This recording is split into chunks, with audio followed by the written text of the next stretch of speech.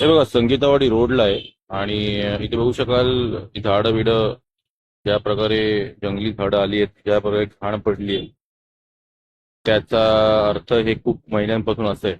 तर माझा एक प्रश्न आहे केडीएमसीला की आपण सॉलिड वेस्ट मॅनेजमेंट टीम जी आय थिंक आठवड्यातून एकदाच फिरते, ते आठवड्यातून 2-3 वेळा का फिरू शकत नाही?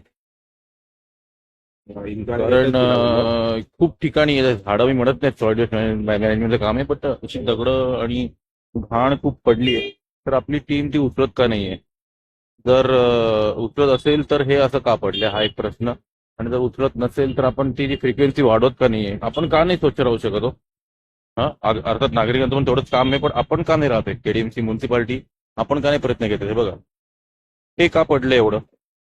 तर आमची रिक्वेस्ट आहे, आम्ही चुका दाखवत नाहीये, पण आपण सगळ्यांनी मिळूनच आपलं शहर साफ ठेवलं पाहिजे. एक तर छान दिसेल, दुसरी रोगराई पसरणं बंद होईल. हा आणि नागरिक तर आपले होपलेस आहेतच, आम्ही जगवण्याचा प्रयत्न करतो त्यांना. बट हा व्हिडिओ खास करून म्युन्सिपालिटी केडीएमसी की solid waste management team at least आठवड्यातून 2-3 वेळा तरी राऊंड मारा आणि त्यात सफाशक ठेवा एरिया, प्लीज. आमची मदत लागली तर डेफिनेटली आम्ही पण तुमच्यावर आहोत. आपण पाहिजे एक मोहीम चालू करू शकतो. तर एक रिक्वेस्ट आमची. थँक्यू.